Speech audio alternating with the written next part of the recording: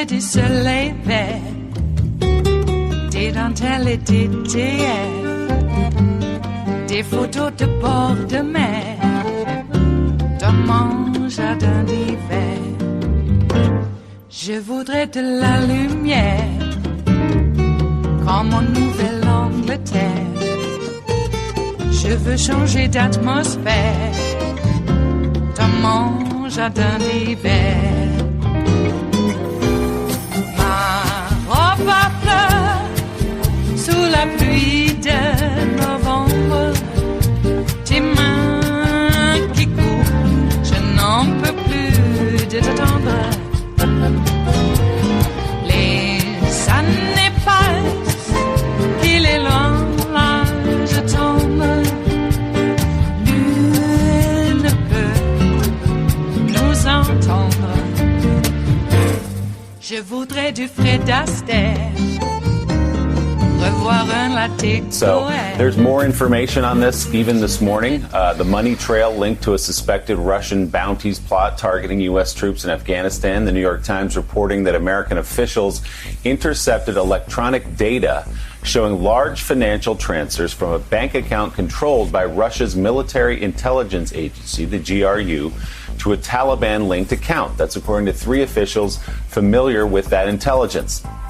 The Times also notes investigators identified the names of a number of Afghans in a network linked to the operation, including a man believed to have served as an intermediary for the distribution of that money.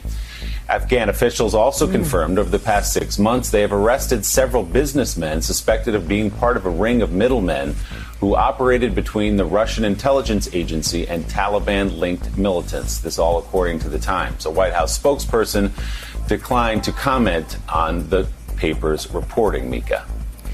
Meanwhile, NBC News has solidified a timeline of when the White House learned about the bombshell intelligence. A person with direct knowledge of the intelligence says that the White House and top National Security Council officials learned about the plot in early 2019, well over a year before Trump claimed no one had briefed him about the matter.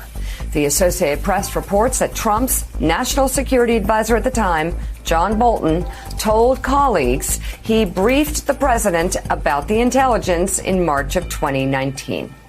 NBC News has not confirmed that reporting. The Trump administration insists the president was never briefed on the matter. They're lying, of course. That's a problem when them lying every day. We know they're lying. This is about our troops. Where does he stand? The source added that the information was, quote, out there at least a month before an April 2019 car bomb attack in Afghanistan that killed 3 U.S. Marines. NBC News has not confirmed a link between the bombing and any alleged offers on bounties by the Russians. But, Joe, the investigating into this continues, and what we know so far is staggering. It is staggering, and the most staggering part of it is that the president was told about this in March of 2019 by John Bolton, lied about it a year later, claiming no one had ever told him about it. Of course, his press secretary and everybody around him lied about it. Grinnell, of course, he would lie about it. So, of course, he lied about it as well. And everybody's lying. But again, I hate to be a broken record. I said this was all going to come out. Just like I said, coronavirus, stop running against the coronavirus. It's going to beat you. Like, this is all really obvious stuff. And so if we're wondering, if you're a Trump supporter and you're wondering, does he have a shot at coming back and somehow winning?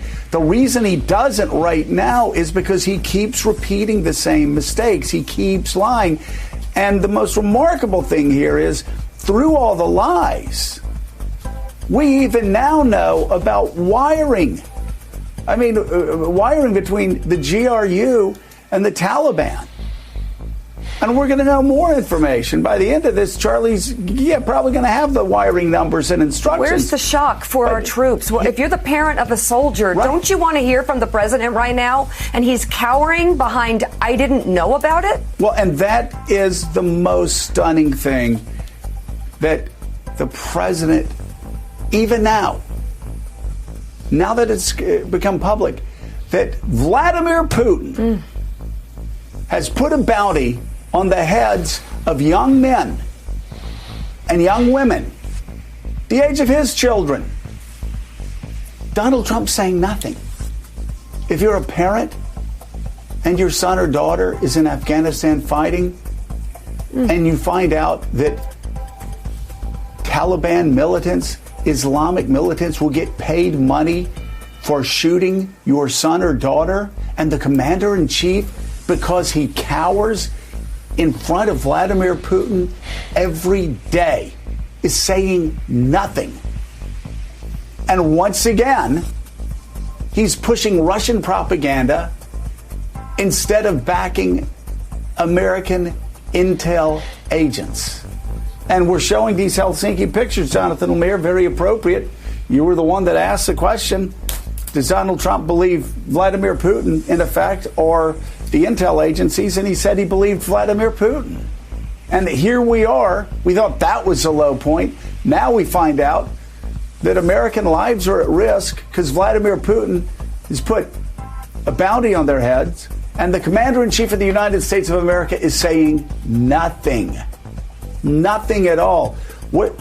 Where do we go from here? Will the president continue to cower, and will he continue to refuse to condemn Vladimir Putin for trying to encourage people to kill young Americans fighting in Afghanistan? President Trump has shown an extraordinary deference to President Putin, dating back to the 2016 campaign and throughout his time in office, most visibly, yes, at Helsinki, but throughout his time in the Oval Office. And the reporting now of my colleagues at the AP that this first came to light in March of 2019. It's truly remarkable. At the time, it should be said that the briefing then, according to our reporting, was a little less specific, that it was seen as sort of the latest front in Russia's attempt to muddle in Afghanistan. It was deemed not necessarily actionable, but it was still there. It was still on the radar. And think of everything that's happened between the president and Vladimir Putin since then, before this latest wave of reporting in the last couple of months about these bounties. He has tried to get Russia invited back to the G7, the expanded G7, back to a G8. He's talked about hosting Vladimir Putin at the White House, something that horrified a number of his top national security officials. And there hasn't been any sense of a shift in messaging. There hasn't been any condemnation from the White House as to what happened in Russia. There's a Gang of Eight briefing today. We've had Democrat and Republican lawmakers finally be read into this in the last couple of days. But the White House itself, even yesterday, from what was a very quick press briefing, they have not delivered any of the anger at Russia, but rather at the media. I think there's an old cliche in Washington that if you're going after the leaks, if you're going after the leakers, you're losing the political fight. And that's what they're doing right now. They're spending time, whether it was a statement from the DNI director, a statement from National Security Advisor O'Brien, and then from the podium yesterday, the attacks are about the media, the attacks are about the leaks, and their attempts to sort of defend the president and separate him from this intelligence. That seems to be their only play right now, despite the fact that even members of their own party are criticizing how the White House has handled this and demanding some sort of retribution from Russia. Well, I mean, they're scrambling wildly, Mika, to try to cover this up. They have, obviously, the president knew about this. His National Security Council was begging the White House to do something about this in March. They notified the British government of this. The information was out there in Afghanistan. This is something they can't hide. But this matters. They're still trying. They're still trying to cover it up. Cover up the fact that the president knew about this, knew that Vladimir Putin wanted to kill Americans and was going to pay Islamic militants to kill Americans. And Donald Trump, the commander-in-chief, did absolutely nothing about it except brag Bob about Vladimir Putin being his friend in May and try to invite him over to the G7, G8. And Joe, based on my conversations with some Republicans and Democrats in the last 2 days, it's clear that this Republican argument about the intelligence is on thin ice moving forward, because anyone in the intelligence community on Capitol Hill knows that anytime Russia operates in Afghanistan or in a war zone, they're always working through an interlocutor. There's always plausible deniability in these kind of operations, so it doesn't seem like a direct line from the GRU and from Russia directly into the hands of the Taliban. But these bank transfers and this reporting from the Times and others shows that Russia's always been involved in these kind of operations and has been for quite some time. So the idea that the intelligence is somehow unclear, it may not be direct, but there has been a history of intelligence about Russia that Republicans know, who are deeply involved in these issues in Congress, that this is a likely story, and the intelligence community would not bring it forward in this way unless they were convinced about its accuracy to a point where, even if it's not direct, they feel confident about the information. It is Wednesday, the 1st of July of 2020, and you are in West Coast Cookbook and Speakeasy. I am your chef de cuisine, Justice Putnam. Gunner the English Bulldog is our snoozing sous chef. And our daily special is Smothered Benedict Wednesdays. Will no one rid us of these meddlesome Supreme Court justices who just want to erode the separation of church and state? Yes, you, the taxpayer, are now on the hook to fund private religious schools of not your choice. No, this isn't about school choice. This isn't about freedom of religion. This is forcing you, that's right, you, to pay for a state religion of some really right-wing conservative Christo-fascist choosing. Indeed, yes. Betsy DeVos and all of her rich donors who want to starve the educational system until they can drown it in a bathtub. That's right. The last thing you want is a population of voters who are also critical thinkers. You don't want that. No. You want to be able to convince a large block of voters that, in spite of all evidence to the contrary, Donald Trump and his assessment of the Russian bounty story is that it is just a hoax.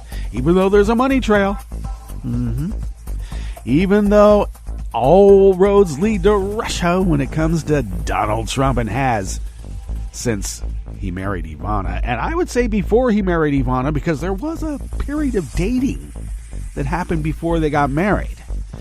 So I would presume that, what motivated him to, take up with, and now remember, it was Czechoslovakia at the time, a Czechoslovakian ski.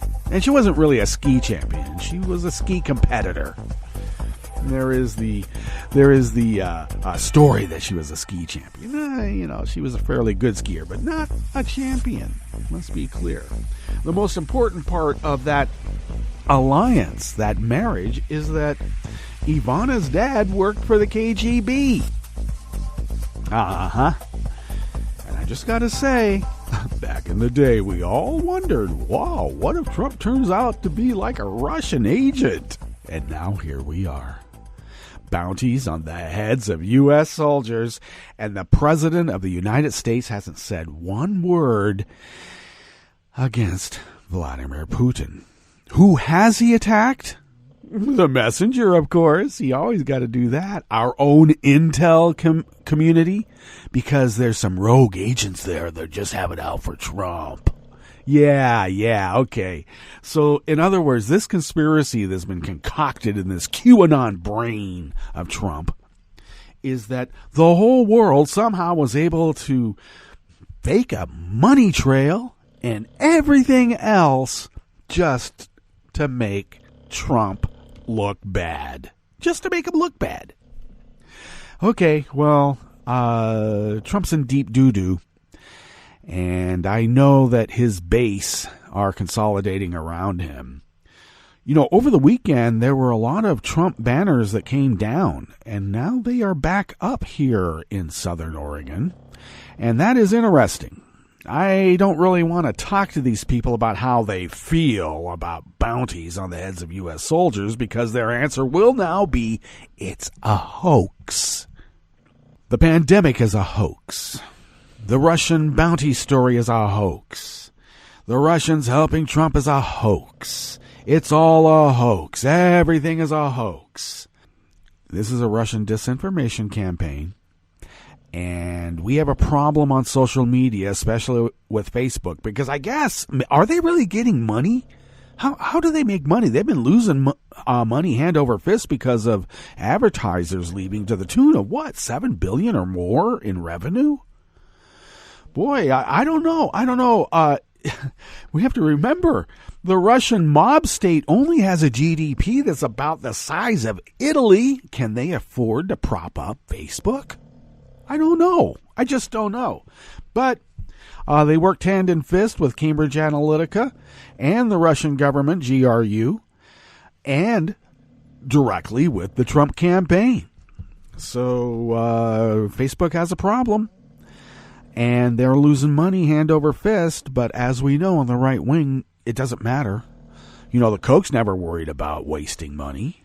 They were playing the long game. They took on the Soviet 70-year plan model. And they worked that like the Dickens and got a lot done because they were, well, forward thinkers. Patient. And all we wanted was, you know, health care, but that's communism. Isn't that weird? Healthcare is communism. Wearing a mask is a talisman of you being an elite. Yeah, you know, I relented and actually let my mom go shopping, which is stupid, you know, because every time we expose ourselves to these Looney Tunes who don't believe a pandemic is happening, we risk her life. So we go to, you know, this little stupid store that she loves to shop at because, you know, I guess that when you get to be an elderly person, you want to, like, get products that's been made by Chinese slave labor, the political kind. I wonder how many Uyghurs put together, you know, the stuff that you get at Dollar General. I'm just wondering. But anyway, we had to go there. And, yeah, the employee behind the counter was wearing a mask. But, boy, did we get some dirty looks from people. Because we were wearing a mask, because today it is required in the state of Oregon as mandated by our governor. Oh, that jackboot dictator, she wants everyone healthy. Kate Brown has now mandated that the wearing of masks in public places is, well, the rule. We already have had 3% Oath Keeper sheriffs said they will not be enforcing any pandemic rules handed down by Kate Brown because they believe in law and order. They make up the law from their condensed version of whatever it is they hold in their breast pocket. They call it the Constitution, but it's not the Constitution. No, they think that they are the constitutional experts because they had, 56 hours of police training at the academy and maybe a semester of police science at the community college or the junior college, depending on where you're at. So they are now experts on, they wouldn't call themselves experts because anybody who's an expert obviously is wrong in that mindset. But yeah, we have these Oath Keeper 3%er sheriffs say they will not be enforcing any of these pandemic rules because it's all a hoax. And yet, when we get into the weather report, because, you know, the pandemic is part of weather now, isn't it? Ooh. We'll give you the updated increase overnight of COVID cases in our little Jackson County. The county itself is rather large in terms of geography. It's rather small in terms of population. In relative terms. But yeah, we're getting spikes, just as expected. And the same usual suspects are whining in their usual suspected way. And now we are suffering the consequences because of a bunch of idiots who started a fire who are now whining, well, why aren't you putting the fire out? Well, we tried to keep the fire from starting, and we try to keep it from starting every single time. And then we are blamed because we're not hopping too fast enough to put out the fire that they started. Every single time. So, can we wait for the election? And will that matter? I mean, the fix is in and we already know it. Come on. Oh, as an aside, the fix is in. What's up with Parscali? I like to call him Parscali. I know people call him Pascal. But Parscale is burning up money putting ads on Rachel Maddow's show during the breaks. National was everywhere. It was everywhere. Molly Jong Fast question like why are there these Trump ads during Maddow in New York? And I said, yeah, out in Oregon too. And then we found out, wow, it was in every market at the same time. And we all wondered, well, why are they burning through money? Well, because money's not the issue. Once again, it's not the issue. They can burn through the money. They got unlimited amounts of money. That's the whole point. That's why Parscale was able to skim so much off the top and buy a few Ferraris. So, yeah, wait until Trump finds out. I think Trump already knows he doesn't care as long as the results are in. And last I heard, Parscale might be on his way out because of that Tulsa fiasco. But they're still got him there. And he's buying up ads in liberal markets for a reason. I guess they're playing percentages. They figure there's enough Bernie bro types that I know people are going to be all mad now. Rose Twitter's going to be mad. I'm sorry. I like Bernie. I wish people would get clear about that. There is nuance in all of this. But, you know, there are those types who kind of lean towards Bernie who are all upset about whatever it is that, you know, the Democrats aren't doing perfectly enough. Well, my answer to that is, come on, join the Democratic Party and change it. We gave you an opportunity, you know. So, anyway, maybe that's what Parscale is hoping for and angling for, that maybe, just maybe, there might be a few there, a percentage, and that's all they need. Percentage here, percentage there. But if we're able to come out in, you know, mass numbers, it's hard to play the margins then. That's why they are trying to suppress the vote so vociferously. One polling place for over 500,000 people? Please. That's constitutional? When you have the courts packed with Federalist Society judges. And before we get into the rundown on what we have here in the curated part of the show, because we're just burning up time. There's so much time to burn. Well, there's so much subjects to burn in the time allotted that we'll try to figure it out. I believe a worm has turned. Oklahoma, a very, very, very red state. So red it's almost like magenta. Hey, I know magenta has some purple in it, but still it's so red. It's fire red. There we go. Said, yeah, we want to have Medicare for all. We want health care. We don't care if you call it commie or not. Come on, there's a pandemic going on. A worm has turned. And I think also that, or I believe also, that this bounty story is only going to get worse. And we're going to find out who are the real Americans and who are just tin soldier patriots stiffly saluting with no heart and no soul. What's on the rest of the menu here in the Bistro Cafe of West Coast Cookbook and Speakeasy Smothered Benedict Wednesdays? Having never missed a season since the Professional Baseball League's founding in 1901, the minor leagues have canceled the 2020 season. So much for the pandemic hoax. I mean, these things don't happen, but now they are. Isn't it weird? The North Dakota Supreme Court ruled a permit for an oil refinery next to muckraker Theodore Roosevelt National Park is just bully.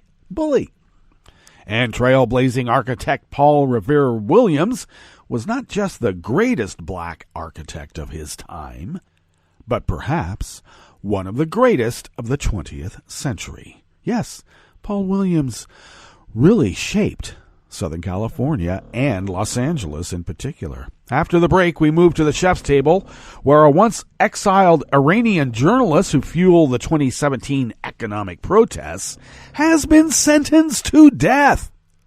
Wow, they don't kid around. And Latvia banned the state-controlled Russian television channel RT, that's Russia Today, because it is headed by a media figure on the EU sanctions list. All that and more on West Coast Cookbook and Speakeasy. Bon appetit.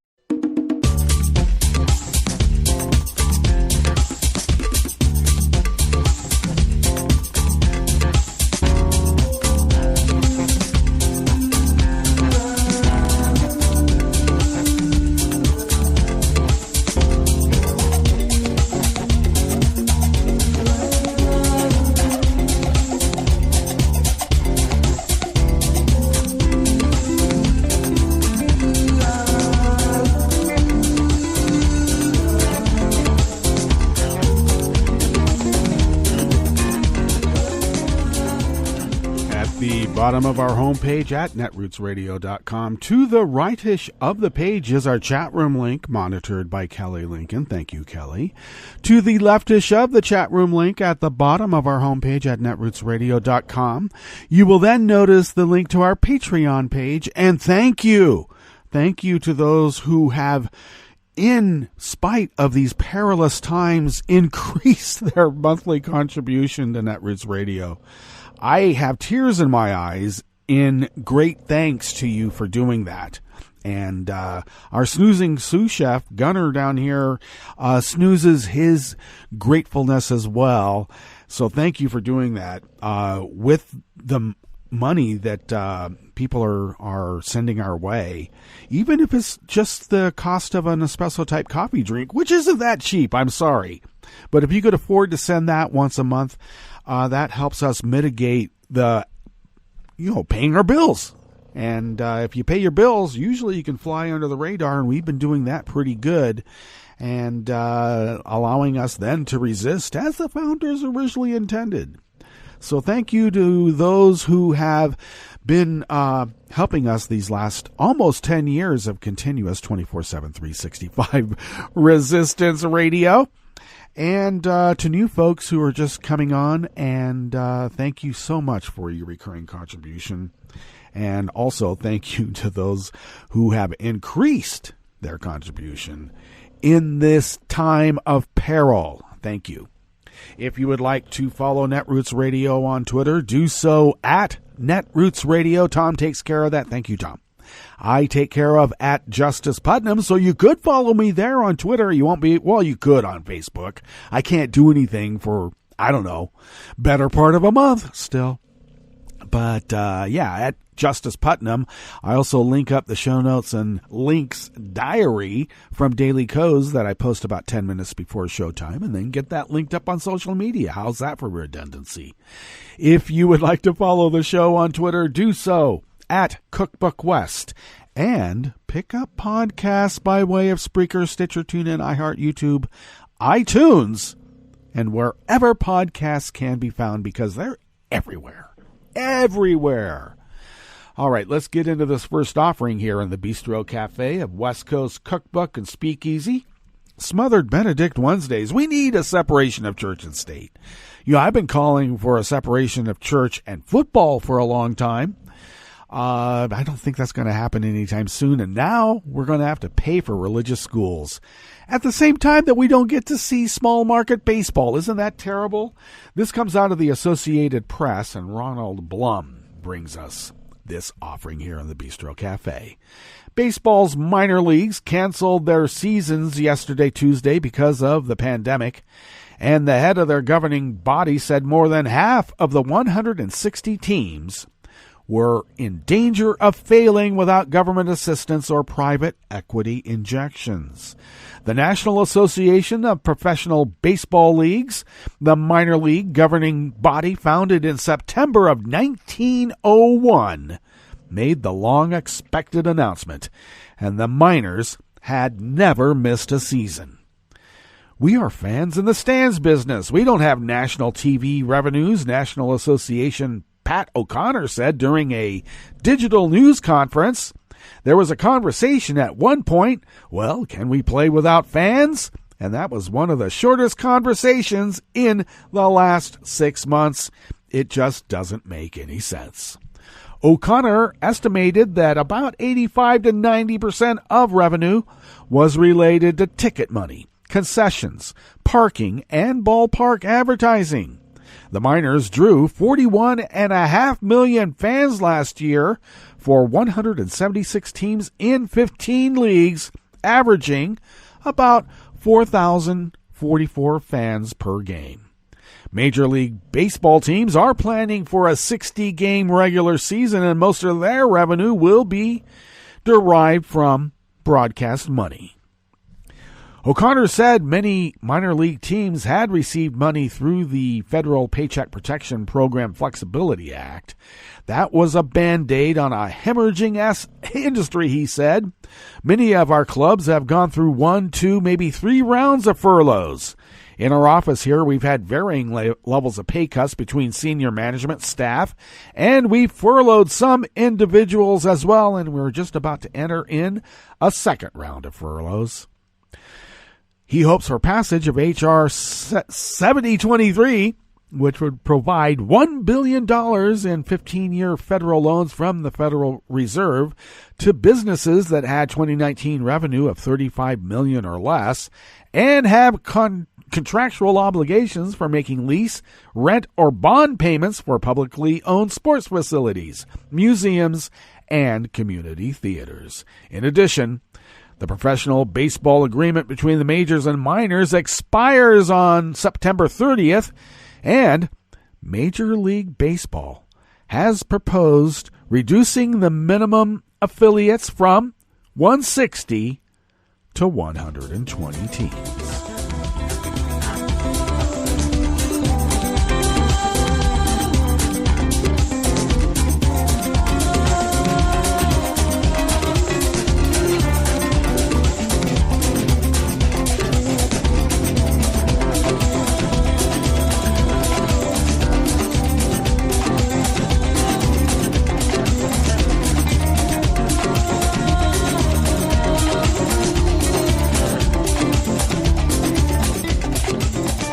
Anonymous worker bees at the Associated Press bring us this next offering here in the Bistro Cafe of West Coast Cookbook and Speakeasy.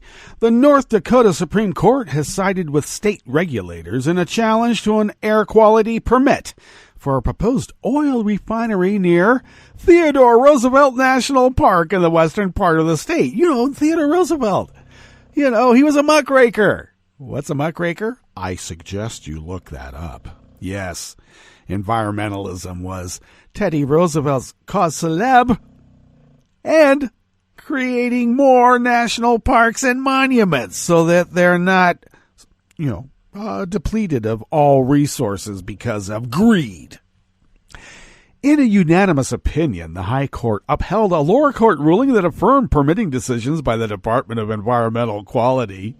The department issued an air quality permit to build the facility in June of 2018. Wow, the Trump years. The state Supreme Court ruled that the department did not act arbitrarily, capriciously, or unreasonably in issuing the permit. The department's director, David Glatt, said it was about a 2-year process working with the company, making sure the science and engineering was right. Oh, you mean the numbers were fixed to make it look like it was okay? Is that what you mean?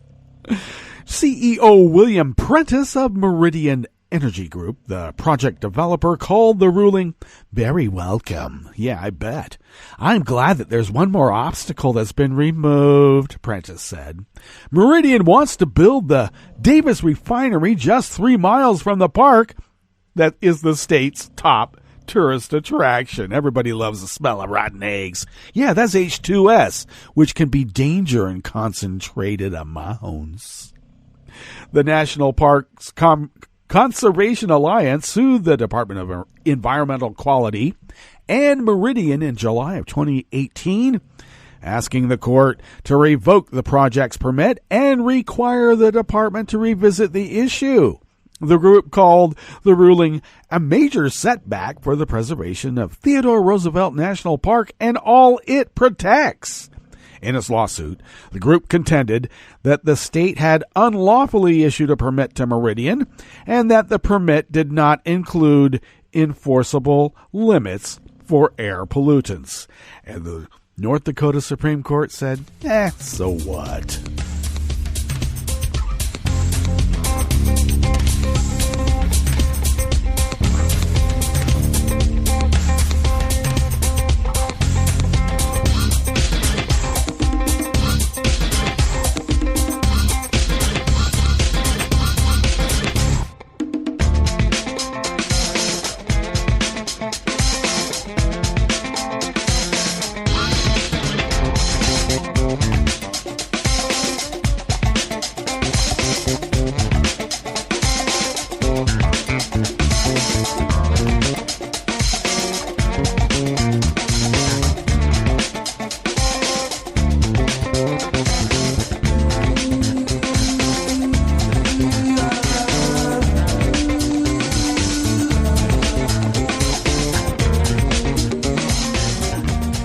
John Rogers of the Associated Press brings us this final offering here in the Bistro Cafe of West Coast Cookbook and Speakeasy, Smothered Benedict Wednesdays.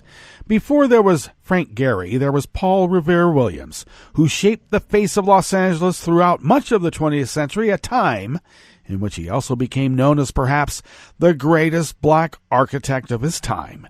Now, Williams' archives, containing tens of thousands of drawings, blueprints, vintage photographs, and other papers once thought lost, have been acquired by the University of Southern California School of Architecture and the Getty Research Institute.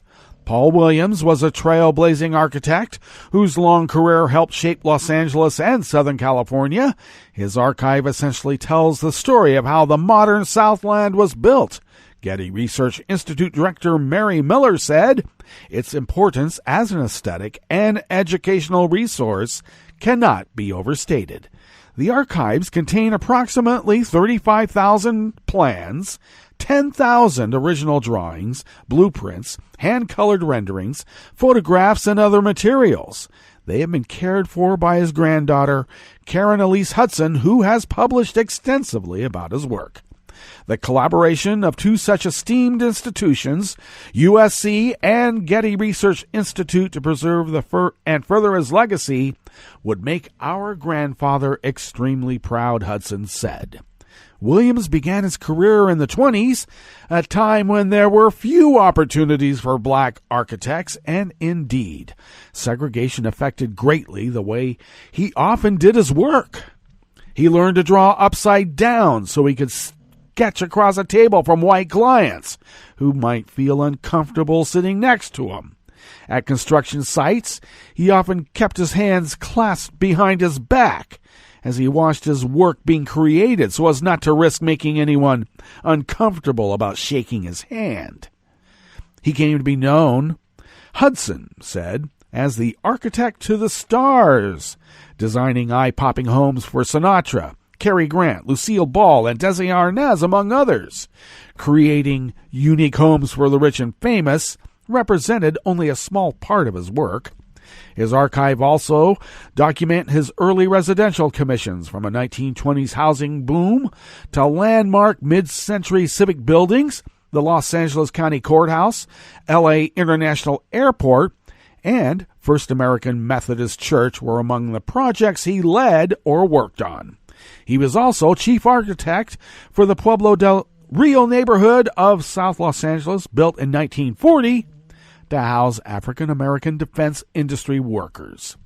And although he mainly worked in Southern California, Williams was also chief architect for the UN building in Paris and the Langston Terrace in Washington, D.C., the nation's first federally sponsored public housing. Go to the link and read the rest of the article. Paul Revere Williams was quite an individual, and he should be known more and elevated to one of the greatest architects of the 20th century. All right, let's get to our break, and when we get back from that break, we will go through weather from around the world, and we will finish up with the stories that we have curated for you today.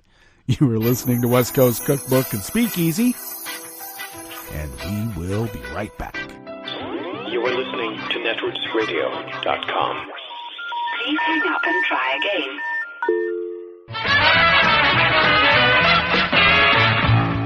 From a point at sea to the circles of your mind, a new force is at work for planetary transformation. New radio for a new Earth.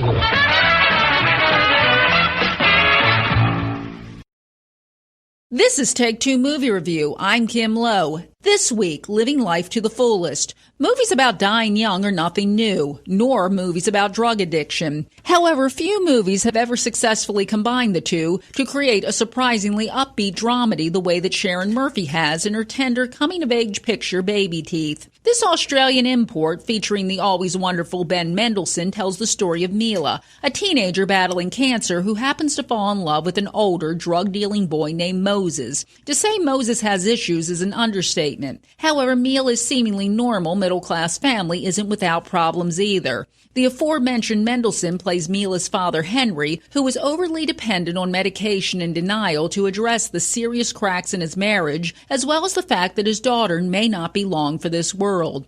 Understandably, Henry and his wife Anna are upset by their daughter's choice of a boyfriend, but nonetheless they allow the relationship to continue because they don't want to deny Mila's wishes given all she's been through. As it turns out, though, Moses isn't the disaster that they and the audience thought he would be, and he actually teaches all of them important lessons about forgiveness and living life to the fullest, even with unfavorable odds. Baby Teeth is one of those rare films about death that avoids hospital scenes and medical jargon. The cast is excellent, with Eliza Scanlon standing out in her role as Mila. Scanlon was best known previously for playing the Amy Adams character's little sister in HBO's Sharp Objects. She has an amazingly expressive face and is totally believable as a normal teen who just happens to have a terminal illness. Creatively shot and well scripted, Baby Teeth is a quiet, understated gem of a movie you should seek out and watch. This has been Take Two Movie Review. I'm Kim Lowe. Catch up with us at TakeTwoMovieReview.com and feed us back on our channel on YouTube.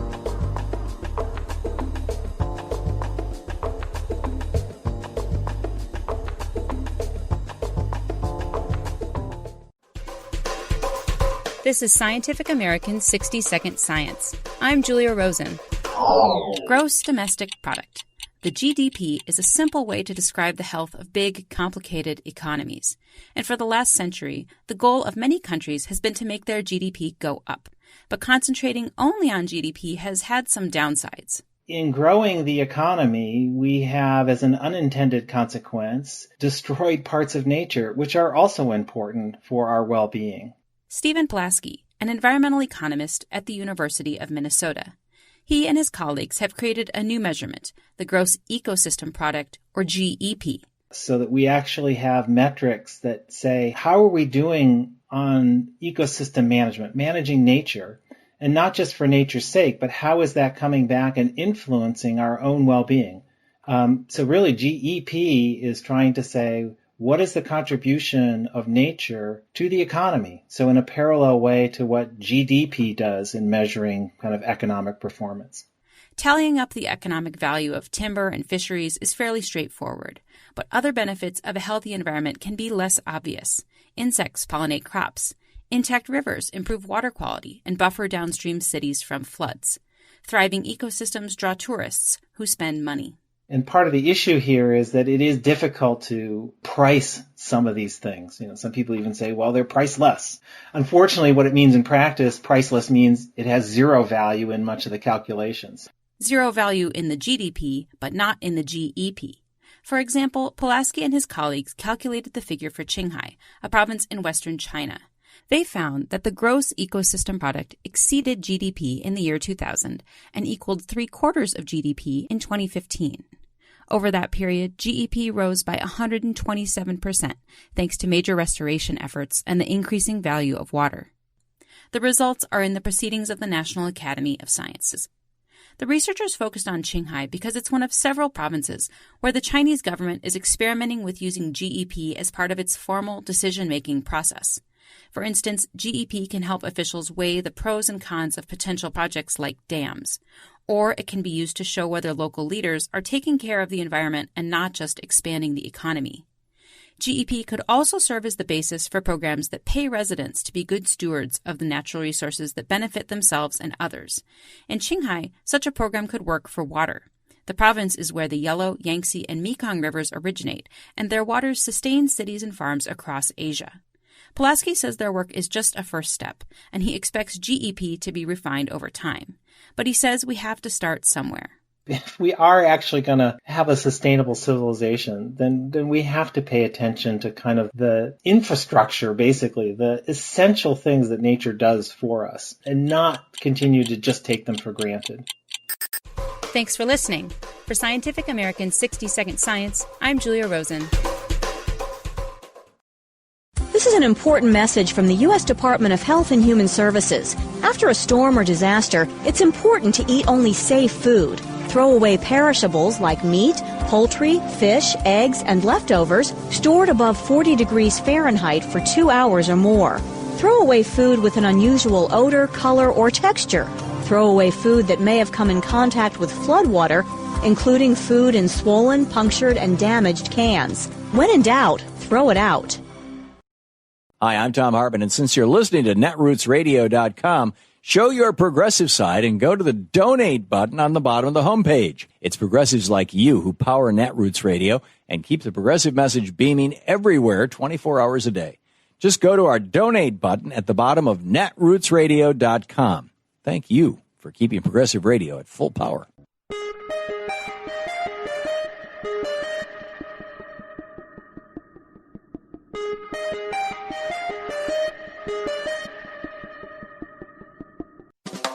Welcome to 60 Second Civics, the daily podcast of the Center for Civic Education.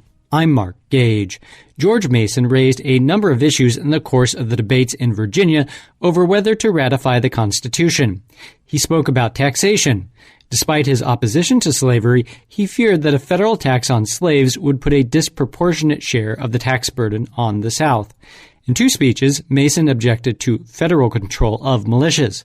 He warned that Congress might make service in the militias unattractive as a pretext for establishing a standing army.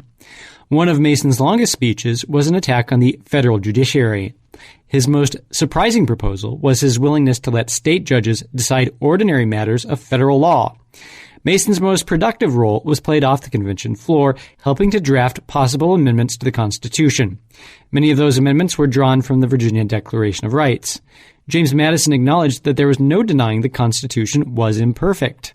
Even its firmest supporters said it had defects. The Federalists, however, did not think that those flaws were so damaging that they had to be rectified before the Constitution went into effect and before experience showed that amendments were indeed necessary.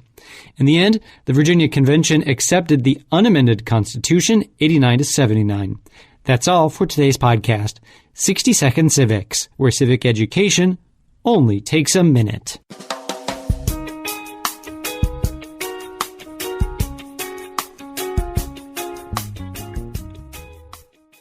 DACA lives, for now. Soy Javier Luengo Garrido, organizador de la ACLU de Massachusetts, y este es el Minuto de Libertades Civiles, con el abogado de ACLU, Bill Newman. The Supreme Court, 5-4, has ruled that the Trump administration's order to destroy DACA was arbitrary and capricious, a violation of the Administrative Procedures Act. In a word, illegal.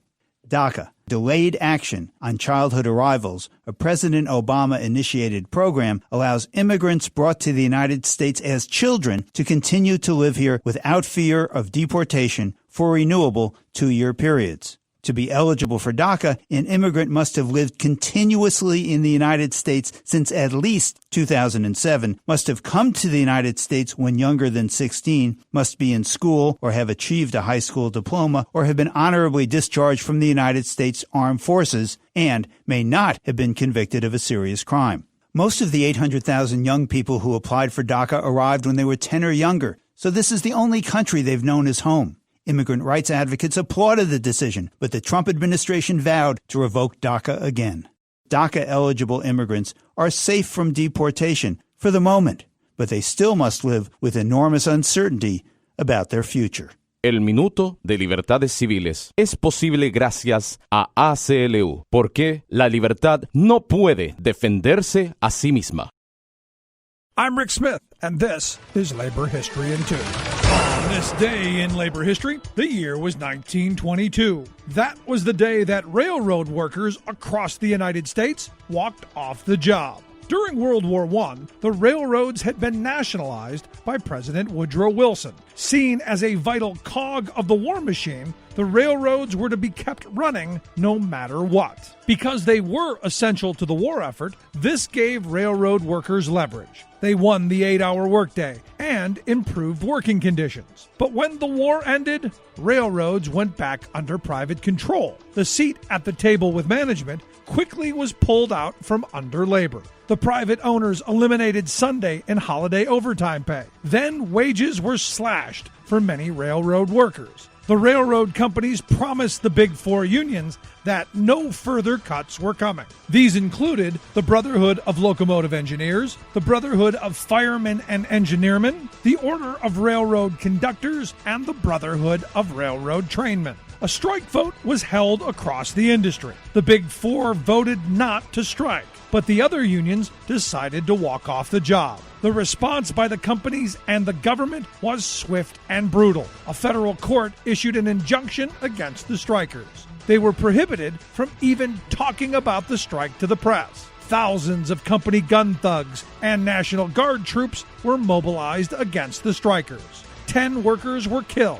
With both guns and the courts lined up against them, the railroad workers did not stand much of a chance. The strike was defeated. The failed strike showed the importance of building worker solidarity across job type if labor had any hope of standing up to the bosses. Labor History in 2 brought to you by the Illinois Labor History Society and The Rick Smith Show.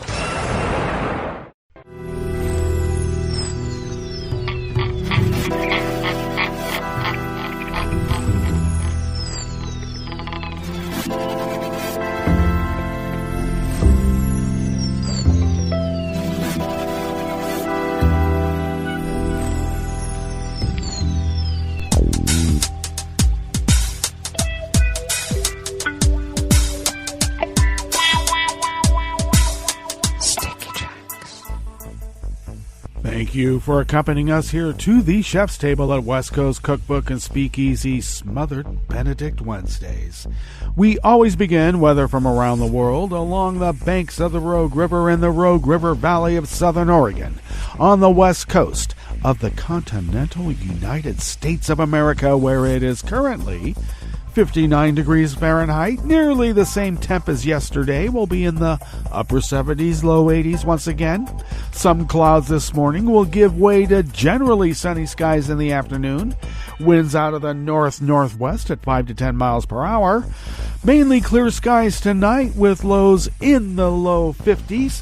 Winds out of the north-northwest at 5 to 10 miles per hour. And tomorrow we will have sunny skies. Highs in the mid-80s. Winds will remain out of the north-northwest at 5 to 10 miles per hour. Confirmed coronavirus cases in Jackson County of Southern Oregon have now gone to 114. And no numbers on deceased, because apparently they still won't do that here. I don't know why. I have my suspicions. Barometric pressure is holding steady at 30.03 inches. Visibility is at 9 miles. And relative humidity is at 78%. Weather from around the world is brought to you by people's personal weather stations that they purchased. These people planted these purchased personal weather stations somewhere on their property, and these people positively live around the world. London is 66 with showers in the vicinity. Paris is 74 with rain. Rome is 90 degrees and sunny. Kyiv is 85 and fair. Kabul is 80 degrees and partly cloudy. Hong Kong is 81 and partly cloudy with a new security law in place, and they're cracking heads as we speak. Tokyo is 75 degrees with rain and a chance of electrical activity that could impact infrastructure. Sydney, Australia is 60 degrees and clear. San Francisco, California is 56 and partly cloudy. And New York is 77 degrees Fahrenheit and cloudy. And that is weather from around the world, brought to you by people's personal weather stations that they purchased. These people planted these purchased personal weather stations somewhere on their property. And these people positively live around the world.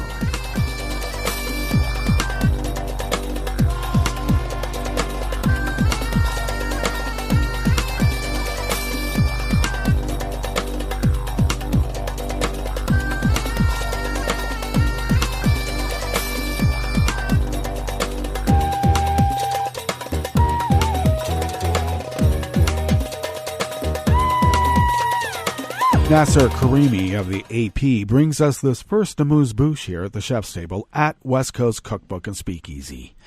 Iran sentenced a once exiled journalist to death over his online work that helped inspire nationwide economic protests that began at the end of 2017. Ruhollah Zam's website and a channel he created on the popular messaging app Telegram had spread the timings of the protests and embarrassing information about officials that directly challenged Iran's Shiite theocracy. Those demonstrations represented the biggest challenge to Iran since the 2009 Green Movement protests and set the stage for similar mass unrest last November. The details of his arrest remain unclear. Though he was based in Paris, Zam somehow returned to Iran and found himself detained by intelligence officials. A series of televised confessions have aired in recent months over his work. Judiciary spokesman Esmaili announced Zam's death sentence on Tuesday yesterday, saying he was convicted of corruption on earth, a charge often used in cases involving espionage or attempts to overthrow Iran's government. It was not immediately clear when the sentence was handed down.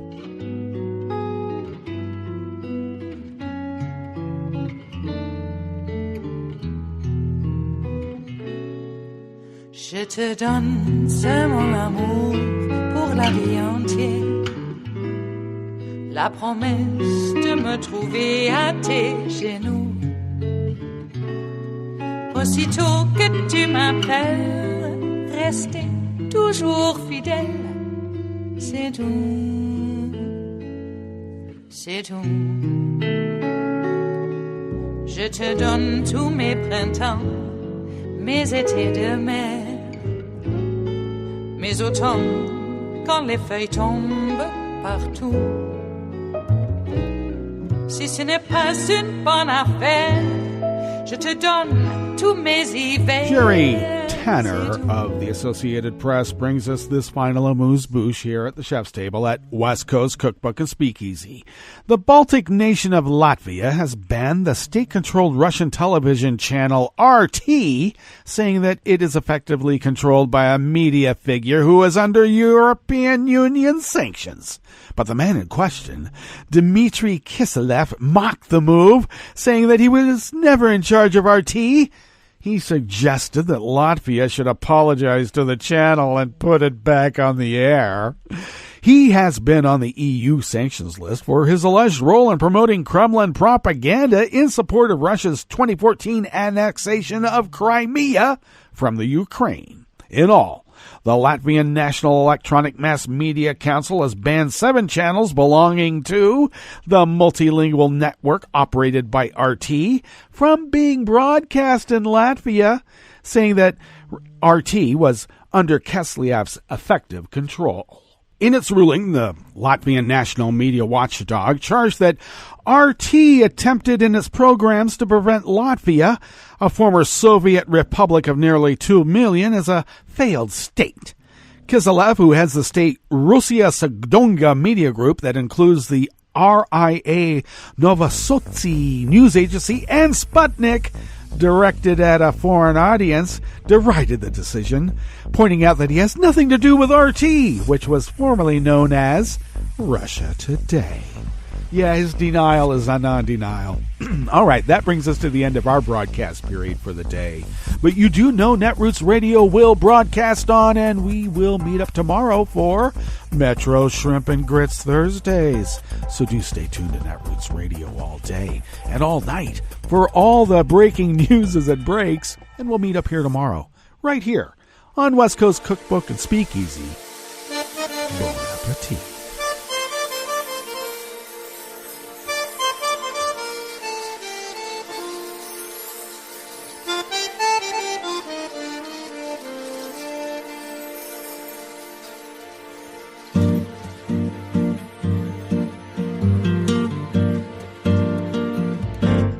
Je voudrais du soleil vert, des dentelles et des théières, des photos de bord de mer, dans mon jardin d'hiver.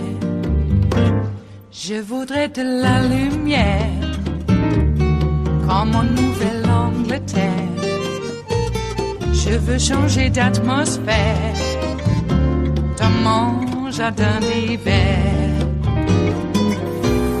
Ma robe à fleurs sous la pluie de novembre. Tes mains qui courent, je n'en peux plus de t'attendre. Les années passent, qu'il est loin, là je tombe. Nul ne peut nous entendre. Je voudrais du Fred Astaire, revoir un latte Goël. Je voudrais toujours te plaire dans mon jardin d'hiver. Je veux déjeuner par terre comme au long de golfe clair, t'embrasser les yeux ouverts dans mon jardin d'hiver. Ma robe à fleurs sous la pluie de novembre. Tes mains qui courent, je n'en peux plus de t'attendre. Les années passent, il est loin, là je tombe. Nul ne peut nous entendre. Ba-da-da-dum-di-da-dum. Ba-da-da-dum-di-da-dum. Ba-da-da-dum-di-da-dum. Dans mon jardin d'hiver. Ba-da-da-dum-di-da-dum. Ba-da-da-dum-di-da-dum. Ba-da-da-dum-di-da-dum. Dans mon jardin d'hiver. Dans mon jardin d'hiver. Dans mon jardin d'hiver.